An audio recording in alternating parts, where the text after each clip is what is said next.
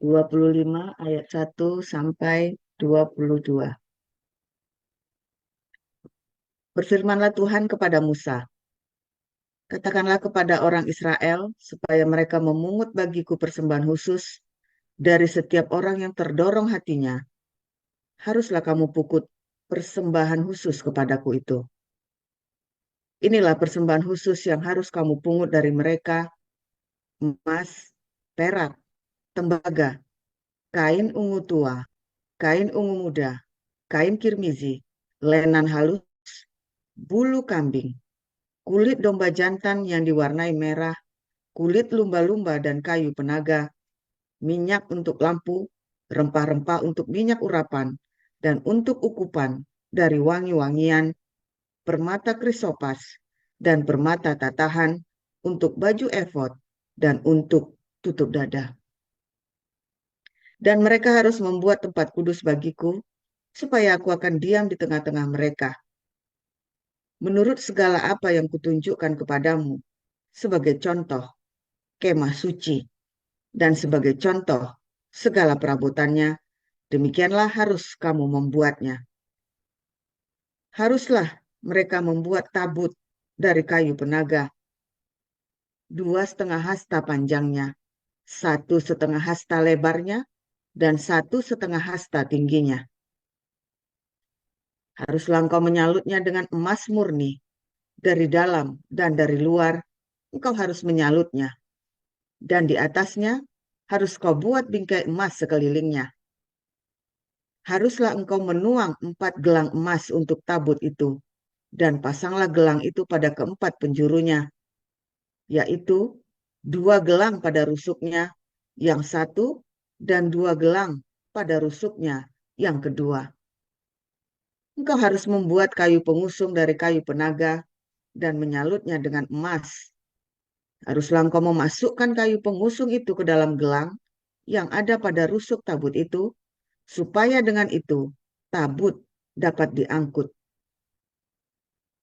Kayu pengusung itu haruslah tetap tinggal dalam gelang itu, tidak boleh dicabut dari dalamnya. Dalam tabut itu haruslah kau taruh loh hukum yang akan kuberikan kepadamu. Juga engkau harus membuat tutup pendamaian dari emas murni, 2,5 hasta panjangnya, dan 1,5 hasta lebarnya. Dan haruslah kau buat 2 kerup dari emas. Kau buatlah itu dari emas tempaan pada kedua ujung tutup pendamaian itu.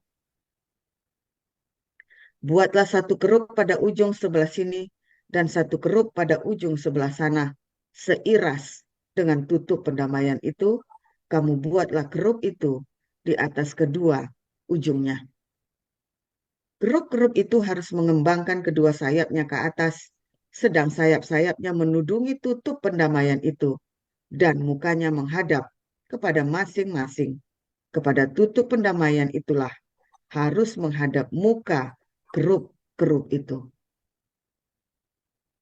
Haruslah kau letakkan tutup pendamaian itu di atas tabut, dan dalam tabut itu engkau harus menaruh loh hukum yang akan kuberikan kepadamu.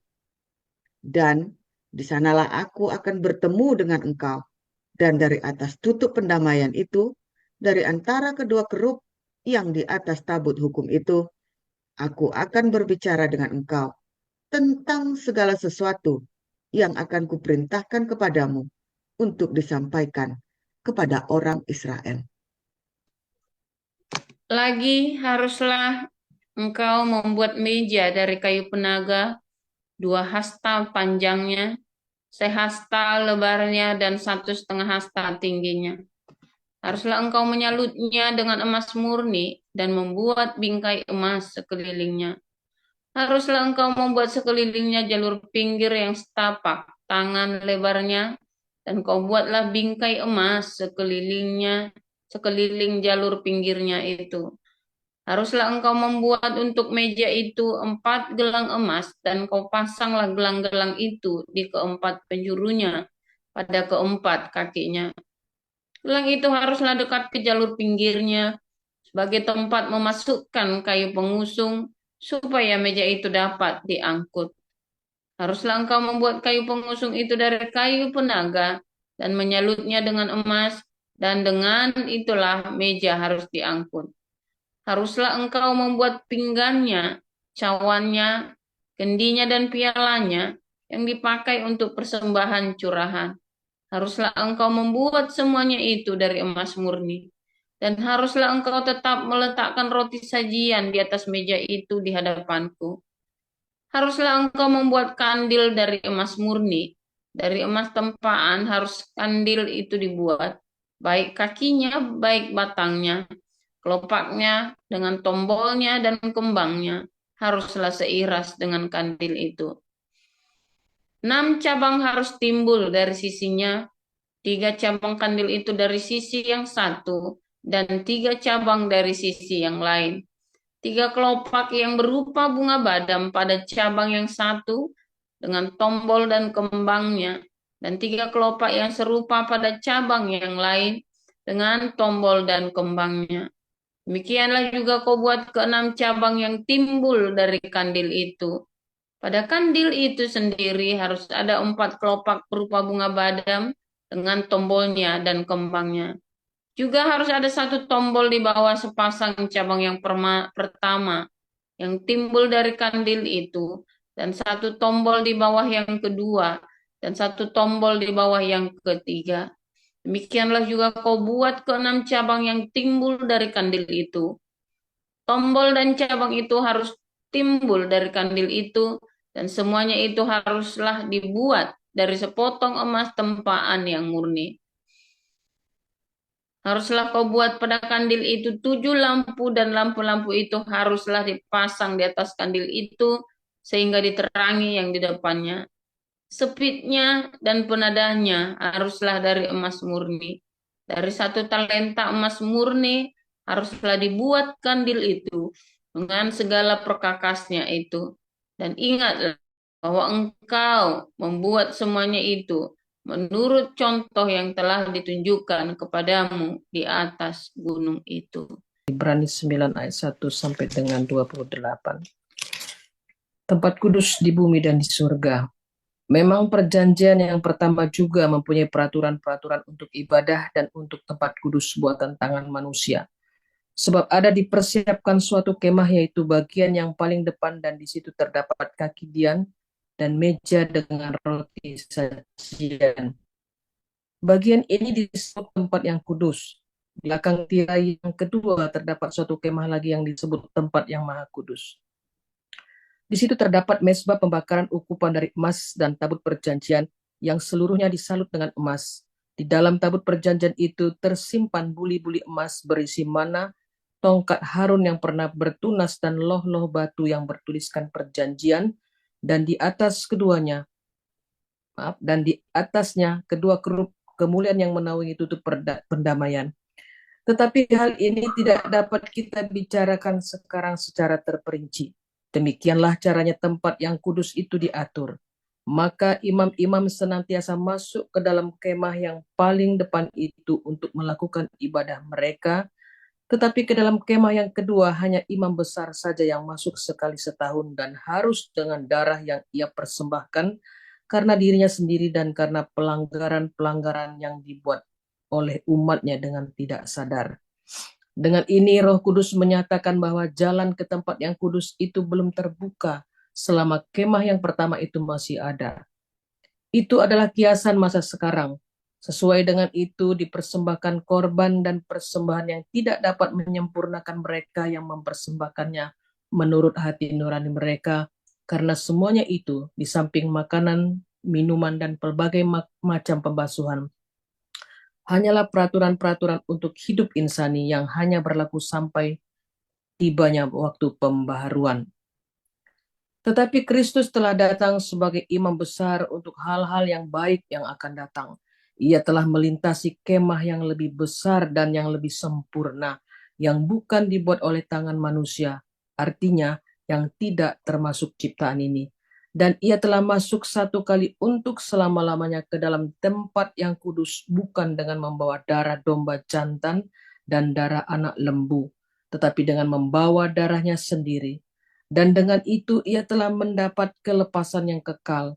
Sebab jika darah domba jantan dan darah lembu jantan dan percikan abu lembu muda menguduskan mereka yang najis, sehingga mereka disucikan secara lahiriah, betapa lebihnya darah Kristus yang oleh Roh yang kekal telah mempersembahkan dirinya sendiri kepada Allah sebagai persembahan yang tak bercacat, akan menyucikan hati nurani kita dari perbuatan-perbuatan yang sia-sia, supaya kita dapat beribadah kepada Allah yang hidup. Karena itu, ia adalah pengantara dari suatu perjanjian yang baru, supaya mereka yang telah terpanggil dapat menerima bagian kekal yang dijanjikan. Sebab ia telah mati untuk menebus pelanggaran-pelanggaran yang telah dilakukan selama perjanjian yang pertama. Sebab di mana ada wasiat, di situ harus diberitahukan tentang kematian pembuat wasiat itu. Karena suatu wasiat barulah sah kalau pembuat wasiat itu telah mati, sebab ia tidak berlaku selama pembuat wasiat itu masih hidup. Itulah sebabnya perjanjian yang pertama tidak tanpa darah. Sebab sesudah Musa memberitahukan semua perintah hukum Taurat kepada seluruh umat, ia mengambil darah anak lembu dan darah domba jantan serta air, dan bulu merah dan hisop, lalu memerciki kitab itu sendiri dan seluruh umat, sambil berkata, inilah darah perjanjian yang ditetapkan Allah bagi kamu. Dan juga kemah dan semua alat untuk ibadah dipercikinya secara demikian dengan darah. Dan hampir segala sesuatu disucikan menurut hukum Taurat dengan darah, dan tanpa penumpahan darah tidak ada pengampunan. Jadi segala sesuatu yang melambangkan apa yang ada di surga haruslah ditahirkan secara demikian. Tetapi benda-benda surgawi sendiri oleh persembahan-persembahan yang lebih baik daripada itu. Sebab Kristus bukan masuk ke dalam tempat kudus buatan tangan manusia yang hanya merupakan gambaran saja dari yang sebenarnya, tetapi ke dalam surga sendiri untuk menghadap hadirat Allah guna kepentingan kita. Dan ia bukan masuk untuk berulang-ulang mempersembahkan dirinya sendiri, sebagaimana imam besar setiap tahun masuk ke dalam tempat kudus dengan darahnya yang bukan darahnya sendiri. Sebab jika demikian, ia harus berulang-ulang menderita sejak dunia ini dijadikan. Tetapi sekarang ia hanya satu kali saja menyatakan dirinya pada zaman akhir untuk menghapuskan dosa oleh korbannya. Dan sama seperti manusia ditetapkan untuk mati hanya satu kali saja dan sesudah itu dihakimi, demikian pula Kristus hanya satu kali saja mengorbankan dirinya untuk menanggung dosa banyak orang. Sesudah itu ia akan menyatakan dirinya sekali lagi tanpa menanggung dosa untuk menganugerahkan keselamatan kepada mereka yang menantikan dia. Haleluya, firman Tuhan selalu baru setiap hari ketika kita menanti-nantikan Tuhan Yesus dengan penuh kerinduan, saudara. Saudara, pelajaran singkat ya tentang kemah suci, tabut perjanjian, ya meja ukupan, ya dan tutup pendamaian, saudara ya. Kemah suci ada meja doa, meja ukupan, meja roti sajian, ya terus di situ ada meja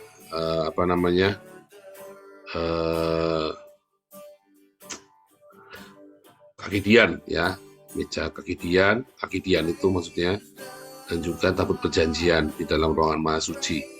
Dan setahun sekali nanti ukupannya pindah ke dalam, saudara ya. Setahun sekali tuh meja ukupan itu pindah ke dalam, ya. Biasanya ada di ruangan suci, nanti setahun sekali pindah ke ruangan maha suci. Meja ukupan itu nanti doa orang kudus itu, saudara ya, yang dibawa oleh para imam itu.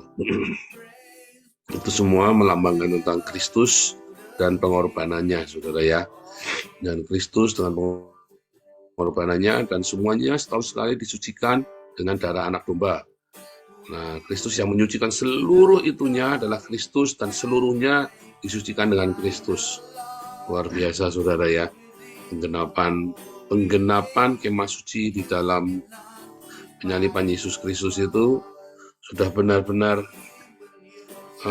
sangat nyata. Tetapi kemudian kenapa ya orang Yahudi nggak bisa menerima ya, saudara ya? saudara. Kenapa orang Yahudi tidak bisa menerima bahwa itu adalah pengorbanan Yesus Kristus di kayu salib? Kenapa, saudara? Karena orang Kristennya nguber-nguber orang Yahudi, saudara. Membunuh orang Yahudi dan menganiaya orang Yahudi. Sehingga orang Yahudinya dengan penggambarannya amat jelas begitu, ya, sejak tahun 300 orang Yahudinya nggak mau jadi Kristen. Nggak mau aja pokoknya, saudara.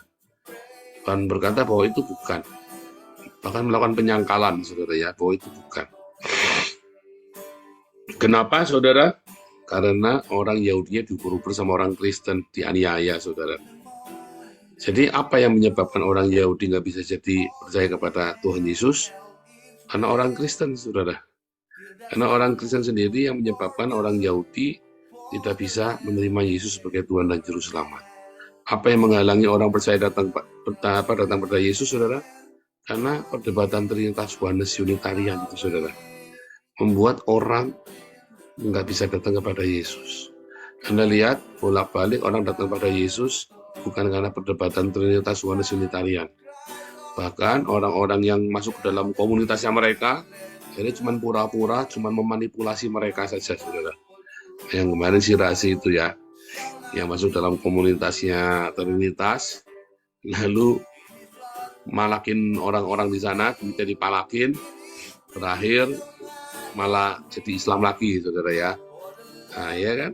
Nah, nggak akan bisa, saudara. Tidak akan kamu bisa dimenangkan jiwamu dengan perdebatan Trinitas Oneness Unitarian. Orang malah tambah bingung, tambah keder. Coba sama tanya anaknya Putri Vena itu. Tambah keder, coba ditanyain ceritain Trinitas Oneness. Bingung anaknya itu, saudara. Coba tanya sama ibumu dah. Sama Bu Sarma tuh, tanyain tuh anaknya. Trinitas Oneness Unitarian. Tambah keder, saudara. Orang Kristen lah yang menyebabkan orang tidak bisa datang kepada Yesus, saudara. Ya, karena apa? Karena ribetnya orang Kristen. Karena ribetnya sendiri, karena mereka sibuk dengan segala ajaran-ajaran, aturan-aturan yang dibuat oleh manusia. Dan yang konyolnya, saudara, para Trinitas Oneness Unitarian ini bukan para teolog sejati, saudara. Mereka cuma belajar dari Google. Kurang ajarnya itu, saudara.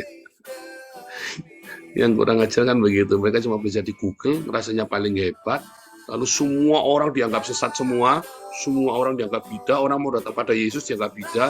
Wah, itu hati-hati, kamu jangan datang sama si Paul itu. Si Paul itu sesat. Orang Trinitas bilang saya sesat, orang Oneness bilang saya sesat.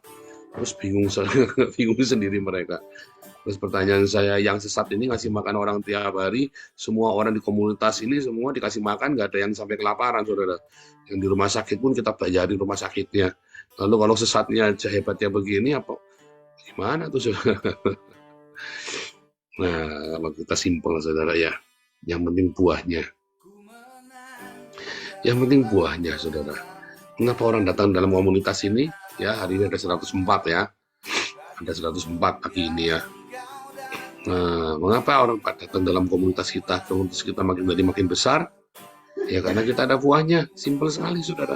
Orang datang mungkin karena minta sembako, orang datang mungkin karena butuh BPJS yang dibayarin, orang datang mungkin karena, oh iya, kita setiap setahun sekali anak-anaknya kasih sepatu baru.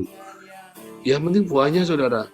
Daripada kamu datang tiap hari diomelin Trinitas Oneness, kamu kagak ngerti, tambah bingung, juga belum tentu kamu datang juga.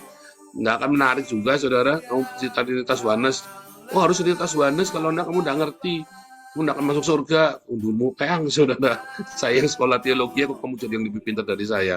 Saya 10 tahun sekolah teologi, kok jadi kamu yang belajar dari Google lebih pintar dari saya. Kadang-kadang saya bingung, saudara. Disitulah saya jadi deg-degan itu, saudara. Kamu belajar dari Google, saya 10 tahun belajar sekolah beneran. Jadi kamu yang merasa lebih benar dari saya, saudara. Saya bingung. Aduh, hanya sekolah yang benar, ya, saudara, ya. Jadi kan nggak dibully sama Nabi 26. Gitu saja, saudara. Jadi kalau ada orang yang Trinitas Oneness, ribut Trinitas Oneness, lah si Paul aja itu yang sekolah jadi Nabi 26, sekolah nggak ribut. Kamu yang sekolah belajar dari Google Korsok, ribet minta ampun kamu. Gituin aja orang Samusiaan, Sofiatul, siapa lagi tuh Dewi Bulan, isuin aja itu saudara, itu orang-orang sesat semua itu. Nggak ada buahnya, dengan bacot juga. Kadang capek saudara ya. Akhirnya orang-orang nggak jadi datang pada isu. Coba lihat ya, grafiknya menurun saudara ya. Orang akhirnya datang ya bom-bom itu ya. Wah kelihatannya tiap hari baptis orang saudara. Nggak taunya busuk semua, palsu semua yang dibaptis saudara. Terus sampai ini orang nggak tobat-tobat ya. Kok jangan wisuin? Ya memang bisa saya buka saudara, karena bikin pusing saudara. Karena bikin pusing kita semua, bikin ribet saudara, bikin ribet. Ya buahnya nggak ada, ibunya ternyata Suwanes setiap hari. Ya dulu ceritanya donasi, sekarang ceritanya ternyata Suwanes. Karena donasi fitnah kita nggak bisa. Sekarang ceritanya ternyata Suwanes. Nah, gampang saja, saya yang sekolah, kamu coba belajar dari Google. Saya 10 tahun sekolah sampai ke Haifa segala macam. Nah kamu 10 tahun kamu belajar di Google, merasa lebih pintar dari saya. Nah, Anda pakai otak aja, saudara. Satu tukang beca belajar dari Google. Saya 10 tahun sekolah formal, saudara. Saya jadi dokter. Terus Anda mau percaya sama mereka daripada sama saya? Berarti Anda gobloknya minta ampun, saudara. Bodohnya minta ampun. Nah, saya sekolah formal. Saya sekolah beneran. Nah, dari situ saja Anda sudah mengerti. Ya. Jangan ngomong buahnya, jangan cerita buah dulu nih. Kita cerita sekolah dulu saja yang jelas. Ya. Nah, ini orang-orang yang belajar dari Google ini cuma skor otak, nampak muka aja nggak berani, orang yang mana aja nggak tahu. Ya, akhirnya apa ya? Jadi bulan-bulanan diakali sama orang yang saya mau bertobat, nggak taunya apa saudara malakin duitmu saudara, rasain lu. Saya mah seneng saudara ya, biar kena lu sekalian. Kalau perlu bongkar semua, kalau perlu semua dilaporin polisi semua. Biar lain kali kamu itu hati-hati saudara ya. Ya kan, rasain lo saudara, rasain lo, karena apa? Buahnya palsu. Kamu mencoba tipu-tipu, kamu coba memaksakan diri. Buah itu nggak bisa kamu paksa saudara. Buah itu selalu natural, karena kamu melayani dengan benar, maka buahnya itu akan dengan sendirinya. Natural saudara, orang-orang akan berkumpul denganmu. Ya, kalau kamu orang seperti apa yang kumpul sama kamu, orang-orang begitu saudara. Dari awal Kujang CS itu sudah saya keingatin, ya. Udah siapa lagi tuh, John Lee, ya ada siapa itu udah saya ingatin saudara ya. Ya hati-hati, saya nggak suka jual beli baptisan ya, hati-hati ya. Saya maksa ya mau jual beli baptisan, nekat ya masuk sini pagi-pagi udah doa daya dana, langsung ditutup sama Bu Ana. Gundulmu payang, doa daya dana dobol. Doa daya dana dobol 4D saudara ya. Aduh, pagi-pagi datang udah ngemis di sini. Nah itu saudara, kita mengenali domba-domba ini, baunya semua orang ini kita mengenali saudara. Wah vulgar ya, ini kita nih doa paginya bubrap-bubrap. Iya saudara, karena parah sekali kondisinya ya kalau Anda ngelihat di TikTok, di YouTube itu ya saudara ya. Ngeri sekali saudara, mengerikan sekali. Sehingga banyak orang tertipu, terperdaya. Bahkan orang-orang yang belajar ini itu ya, ada satu dari Belanda selalu nanya, Pak, saya kadang-kadang nggak tega ngomongnya, orang ini gimana Pak, orang gimana Pak. Saya bilang, setahu saya, TikTokers, YouTubers, yang lurus itu satu Muri Wali, yaitu lurus. Walaupun saya nggak sepakat dengan dia, nggak setuju. Tapi itu lurus orangnya. 2 Mikana, itu masih lurus itu orangnya. Ya. Loh, kalau orang ini bagaimana? Orang ini jangan diikuti mata duitan, bom apa lagi? Nanti ujung-ujungnya kamu ditipuin sama dia, kerjain sama dia, saya bilang. Aduh, kadang-kadang ngomongnya nggak tega juga. Ini saya kudu vulgar ngomong saudara ya. Tapi karena terlalu marak saudara ya. Ya, terlalu marak dan terlalu mengerikan saudara ya.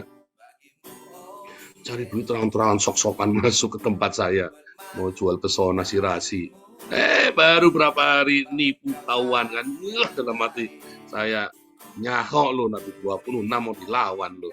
Jadi bilangin Nabi 26 ini kalau ngomong nggak pernah salah.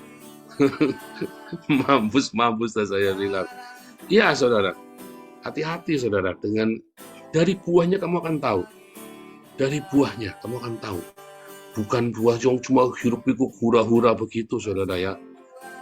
Aduh, satu ketika si Bomo nanyain saya, lihat yang setuju dengan saya lebih banyak daripada Pak. Oh salah kamu lihat. yang setuju dengan saya. Bahkan di tempatmu saja orang lebih banyak membela saya daripada kamu. Coba bayangin, kalau pengikut banyak saya, setiap live tetap lebih banyak saya. Itu bukan patokan. Wah, tuh Gilbert jemaatnya banyak, itu bukan patokan, saudara. Dulu orang nyatanya Gilbert jemaatnya lebih banyak daripada kamu. Berarti lebih banyak yang goblok, saudara. Dari buahnya kamu tahu pengajarannya. Ya, buah apa, saudara? Orang ini mengajar kelihatannya baik, tapi kamu lihat jemaatnya, apakah jemaatnya terpelihara? Ya, apakah jemaatnya ada yang miskin? Kalau jemaatnya masih ada yang miskin, berarti ini pendeta ada yang tidak benar, saudara. Ya, pakaiannya mewah, jemaatnya ada yang miskin. Berarti ini pendeta nggak benar. Ini pendeta berbaju hidup, bergaya hidup mewah, berarti ini pendeta nggak benar. Masuk pendeta aku iri Pak Paul? Bukan, saudara. Firman Tuhan sudah bilang jangan bergaya hidup mewah. Ya, Tuhan Yesus sekarang pasti punya pesawat jet pribadi, gundulmu peang, saudara. Zaman dahulu keledai aja minjem, sekarang mau punya pesawat jet pribadi. Siapa yang bilang kemarin ya? Siapa yang pendeta yang Tuhan Yesus kalau sekarang itu pasti punya pesawat jet? Namanya itu pendeta yang punya pesawat jet juga itu loh. Gundulmu peang, punya keledai saja minjem coba. Sampai dicariin sama yang punya, coba dikira mau maling atau orang Islam. Aduh, Tuhan Yesus keledai saja minjem, saudara. Terus Anda mau mengklaim bahwa sekarang Tuhan Yesus pasti bisa punya pesawat jet pribadi. Dasar otakmu yang kotor itu loh, saudara. Pendeta-pendeta ini ya, otaknya kotor. Tuhan Yesus memberikan contoh teladan kepada kita, ya, tentang bagaimana hidup sederhana. Teladan itu, saudara ya. Kemah suci ya sedang menceritakan keteladanan dari Tuhan Yesus yang sederhana, yaitu tentang pengorbanan. Semuanya cerita tentang korban. Nah, kalau hamba Tuhan hidupnya mewah, korbannya di mana? Jemaatnya yang disuruh korban buat pendetanya. Korban, saudara, harus ada rasa sakit mempersembahkan kepada Tuhan. Jemaatnya sakit, lara-lara, sampai rumah kontrakan diusir-usir, anaknya sampai tidak bayar sekolah, saudara. Buat nyumbang pendetanya naik limosin. Ya, katanya pendetanya, saya masuk neraka gara-gara kamu, saudara. Saya pantas menikmati kemewahan ini. Gundulmu peang, saudara. Pantas kelara-lara masuk neraka gara-gara dosa jemaatnya. Jemaatnya yang goblok, saudara. Siapa suruh pendetamu suruh nebus? Tuhan Yesus yang nebus, kok pendetamu yang suruh nebus? Kadang-kadang saya nggak ngerti juga dengan pendeta-pendeta ini. Nah, lalu Anda terkesima dengan kemewahan, silaunya. Sebenarnya Anda saat itu sedang di bawah penghukuman. Yaitu apa, saudara? Penghukuman apa, saudara? Penghukuman goblok. Jadi goblok berjemaah. Ya kan? Ya goblok mah. Goblok itu hukuman. Ya kan, dibuat bebal kamu akhirnya. Kenapa? Kamu akhirnya bukannya kamu belajar mencurahkan cintamu untuk sesama, kamu malah diajari mencurahkan uangmu buat kemewahan pendetamu supaya pendetamu nebus dosamu, saudara. Pendeta nebus dosa, saya baru dengar itu, saudara ya. Saya ini masuk neraka gara-gara dosa-dosamu. Gundulnya peang. Yesus sekali, saudara, untuk menebus kita. Ya, bukan pendetamu itu cuman dagang. Termasuk saya dagang, saudara. Ya kan? Bedanya saya nggak keterlaluan. Sama, saya juga dagang jualan firman. Bedanya saya nggak keterlaluan. Ya kan? Yang satu keterlaluan. Nipu Anda habis-habisan. Kalau saya nggak nipu, saya kan apa adanya toh. Iya, saudara, benar yang monetasi dari YouTube ini aja saya kembalikan 30%, saya kembalikan lagi buat kalian semua. Iya kan? Kita kembalikan lagi. Begitu, saudara. Jadi kemah suci adalah sebuah metafora, gambaran dari Kristus yang berkorban. Jadi jangan kamu yang dikorbankan atau pendetamu yang berkorban, Yesus yang berkorban. Lalu kita meneladani teladan Kristus itu di dalam kesederhanaan kita setiap hari. Ya kan? Ketika darah itu dipercikan, ya, korban itu menyucikan. Maka yang kita ingat di kepala kita selalu apa, saudara? Diakonia. Ya, 1 Korintus 11. Ya, inilah darahku, inilah tubuhku, inilah darahku. Setiap kali kamu melakukannya, kamu sedang mengingat Yesus. Ketika kamu membagi-bagi roti, ketika kamu memberitakan kematian Yesus, diakonia dan marturia. Bukannya kamu terus nangis-nangis, satu roti kecil-kecil, saudara ya. Terus kamu nangis-nangis, galau, ya kan, nangis-nangis. Ya, terus pendetanya baca puisi, ya, berdoanya mendayu-dayu sampai kamu mehek-mehek, saudara ya. Sementara pendetamu kaya raya, kamu termehek-mehek. Tuhan, biarlah roti ini menebus uang kontrakan rumahku, ya Tuhan. Pendetanya sambil membawakan, Tuhan Yesus yang akan menebus hutang-hutangmu, saudara. Dianya tajir melintir, saudara ya. Kunyuk ini pendeta, saudara ya. Tajir melintir minta ampun. Biarlah Tuhan Yesus yang menebus hutang-hutang. Biarlah Tuhan Yesus yang membayar kontrakanmu, saudara. Salah, saudara. Gereja yang bayar kontrakanmu, saudara, bukan Tuhan Yesus. Bilang amin, saudara. Gereja yang bayar kontrakanku, supaya kita disuruh saling memberi tumpangan, itu namanya bayar kontrakan. Karena tidak mungkin kamu tinggal di rumah saya, tidak mungkin.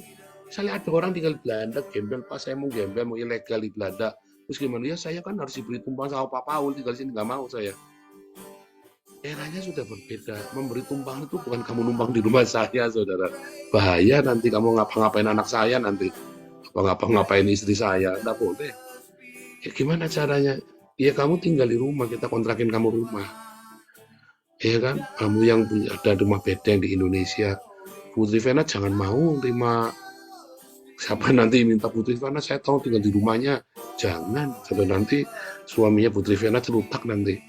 Oh ya beneran, jangan mau, nggak begitu caranya. Ini zaman udah berubah. Kita kontrakin dia, kita kosin dia sebulan 500.000. Jangan masa kosnya 500.000, nggak manusiawi sekali. Nah, kamu maunya yang berapa? Yang 1 bulan 2 juta. Ya kamu jadi hostess sana di Alexis. Bisa kamu kosnya sebulan 2 juta. Bundurmu peyang. Udah bagus kamu dibayarin kos-kosan. Minta yang kosnya sebulan 2 juta. Jadi hostess sana di Alexis. Kan gitu, saudara. Sebulan 2 juta jadi capek-capeknya dipiara sama om-om. Wah kasar amat, iya memang begitu. Itu firman Tuhan, kenabian, saudara. Ironik ya, jangan lunjak intinya. Kamu sudah ditolong, jangan lunjak. Tetapi ketika kamu memang membutuhkan bantuan, kita harus bantu. Jangan malu, saudara, ya, ketika kamu memang membutuhkan bantuan. Waduh, saya saking semangatnya kelebihan. Sebentar lagi, satu lagi, saudara ya, saya belum puas. Belum puas. Saudara, satu, kalau kamu memang membutuhkan, datang pada kami, saudara. Kami sungguh ingin membantumu. Jangan malu, saudara. Jangan malu, jangan gengsi. Tapi ketika kita sudah bantu, jangan melunjak, saudara. Yang kedua, jangan melunjak. Ya, karena ini tubuh Kristus, yang butuh dibantu nggak cuma kamu. Kita ingin membantu sebanyak mungkin orang. Ajaklah orang lain datang yang berkekurangan. Syaratnya cuma satu, ikut doa pagi, saudara. Ya kan? Supaya apa? Supaya dengar firman Tuhan. Suatu ketika firman Tuhan itu akan jadi rema di kupingmu, saudara. Supaya kamu tetap melekat pada kelompok ini, saudara. Ya kan? Karena itulah makna pengorbanan Yesus. Teologi kemiskinan, teologi diakonia, teologi penderitaan. Itulah makna dari kemah suci. Ada pengorbanan Yesus, diduplikasi, kita meneladani itu dengan berbagi. Meneladani Yesus 1 Korintus 11 ayat 26. Ketika kita melakukannya, kita mengingat Yesus yang berkorban bagi kita. Dan itulah ibadah kita, saudara. Orang miskin selalu ada pada kita, jangan khawatir. Bersukacitalah, saudara. Jangan ngomel-ngomel kalau kamu lagi nolong. Ya, makanya saya suka negur para pengurus. Jangan ngomel-ngomel. 90% wataknya jelek kayak dia. Jangan ngomel-ngomel, 90% udah bagus ada orang miskin. Kalau kamu yang miskin nanti kita repot. Dia yang miskin, kita yang bantu, bersukacitalah. Itu saudara ya. Tuhan Yesus memberkati.